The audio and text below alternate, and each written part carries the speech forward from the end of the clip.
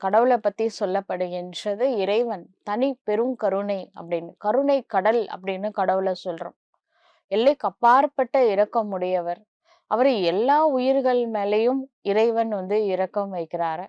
நீங்க அட்லீஸ்ட் உங்க கூட இருக்கிறவங்க மேலயாவது கொஞ்சம் இரக்கம் வைங்க. அப்ப மத்தவங்களுடைய சூழ்நிலைகளை புரிந்து கொள்வது தான் உண்மையான கம்பேஷன்.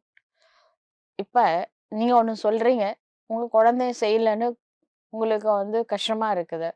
ஆனா அந்த குழந்தை ஏன் செய்யல? அதுக்கு என்ன காரணம்? அவங்களோட சூழ்நிலையிலேருந்து பாருங்க. இப்ப ஒரு 6ன்னு ஒரு நம்பர் போடுறீங்க. இங்கருந்து பார்த்தா எனக்கு அது 6ஆ தெரியுது. ஆனா அந்த சைடு ஆப்போசிட் சைட்லேருந்து பார்க்குறவங்களுக்கு அது 9ஆ தெரியுது. இதுல யாரு மேல மிஸ்டேக்கு? யாரு மேலயுமே மிஸ்டேக் இல்ல. என்னோட பாயிண்ட் ஆஃப் வியூ வேற, மத்தவங்களோட பாயிண்ட் ஆஃப் வியூ வேற.